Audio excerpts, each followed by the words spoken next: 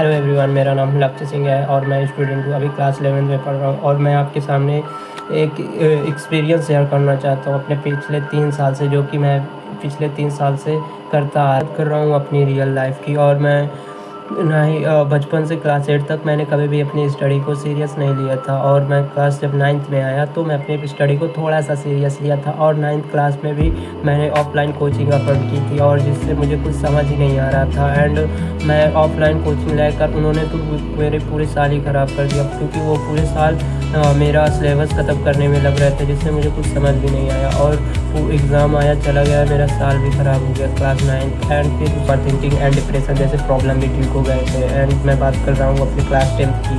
And class 10th में जब मैं आया था तो मैं पहले 4 महीने बहुत स्ट्रगल और बहुत स्टडी की थी। एंड मैं फिर शुरू में एक बैच भी ख़रीदा था और बैच मैंने जब लिया था तो शुरू में बहुत स्टडी की। एंड फिर उसके बाद मैं घर की ज़िम्मेदारी में लग गया था। फिर उसके बाद मैं खुद थोड़ा बहुत स्किल भी सीखने लगा था। और स्किल सीखने का पर्पस ये था, मेरे घर का रिस्पॉन्सिबिलिटी जो कि मुझे नहीं समझना चाहिए था उस टाइम पर। मेरा पूरा 10th के आधे साल ख़राब हो गए थे। तो सिर्फ नोट बनाता था, रिवीज़न तो बिल्कुल भी नहीं करता था। रिवीज़न एंड टेस्ट से कोई मतलब भी नहीं रहता था। एंड मैं क्या कर रहा हूँ क्या नहीं कर रहा हूँ मुझे तो और समझ ही नहीं आ रहा था क्लास 10th में। फिर धीरे धीरे आने लगा। मैं फिर 4 महीने और लग के मेहनत की, उसके बाद मैं स्किल सीखने लग गया और मेरा स्किल भी चला गया था, क्योंकि थोड़ा पैसों वैसों का दिक्कत हो गया था और मैंने रोक दिया था सब कुछ। फिर और स्टडी का एग्ज़ाम भी आने लगा था, स्टडी का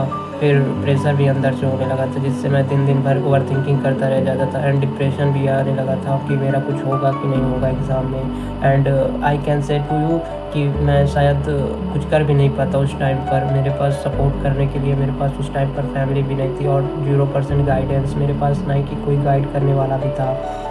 और जिसका डर था वही हुआ। मेरे को लगा कि अब मेरा लाइफ बेकार है एंड मेरे मार्क्स नहीं अच्छे आएंगे, जो कि मैंने फिर ओवर थिंकिंग और ज़्यादा कर दी थी दिन भर। और फिर उसके बाद जब मैंने देखा तो अभी तो मेरे स्टडी को और एग्ज़ाम को 2 महीने बचे हैं। मैं फिर लग के 2 महीने मेरी लाइफ का सबसे बड़ा हिट पॉइंट ये था कि मेरा एग्ज़ाम के बाद नंबर अच्छे आएंगे कि और नहीं आएंगे। और वही जिसका डर था वही हुआ, मेरे एग्ज़ाम के बाद नंबर बिल्कुल भी अच्छे नहीं आए थे। और उस टाइम पर मुझे ज़रूरत थी मेरी फैमिली की, जो कि उन्होंने सपोर्ट किया। फिर उसके बाद शायद अगर मेरे फैमिली भी ना सपोर्ट करती तो मैं शायद यहाँ तक आज ना होता। और मैं भी ओवर थिंकिंग करता और मैं भी डिप्रेशन जैसे फील्ड में घुसा होता और मुझे भी कुछ समझ नहीं आ रहा था। शायद उस समय पर मेरी फैमिली सपोर्ट कर रही है तो आज मैं आपके सामने 100% आपको शो कर रहा हूँ एंड 100% अपना दे पा रहा हूँ। एंड शायद कि आज मेरी फैमिली ना सपोर्ट करती उस समय तो मैं क्लास 10th के बाद मुझे लगा कि मेरी फैमिली सपोर्ट नहीं करेगी और मेरे नंबर भी अच्छे नहीं आए थे। लगा मुझे कि बस घर वाले मेरे ऊपर पैसे बर्बाद कर रहे हैं और मैं अपना 100% भी नहीं दे रहा था। मैं भी ओवर थिंकिंग कर रहा था। मुझे लगता था कि मेरे घर वाले नहीं मानेंगे और वो लोग भी कहेंगे कि सारे दिन तो पढ़ता था और तेरा रिज़ल्ट क्यों नहीं आया। मुझे इस चीज़ को बहुत ही नर्वस हो रहा था ये सोचकर। एंड फिर मुझे उस टाइम पर फैमिली की ज़रूरत थी और उन्होंने समझाया कि तेरी एक मार्क्स और एक रिज़ल्ट नहीं अच्छी कर सकती तेरी डिसाइड सबसे बड़ा पॉइंट तेरे लिए भाई, क्योंकि वो लोग भी ज्ञान दे रहे थे जिन्होंने कभी किताब उठा के भी नहीं देखा था और उनके थोड़ा सा मार्क्स अच्छे आ गए थे। इस बोलूँ मैं अपने लाइफ से बहुत बार फेलियर हुआ एंड मैं अपने लाइफ से बहुत कुछ सीख रहा हूँ। एंड लोग मुझे ट्रोल करते हैं ये चीज़ वो चीज़ and I never listen to anyone.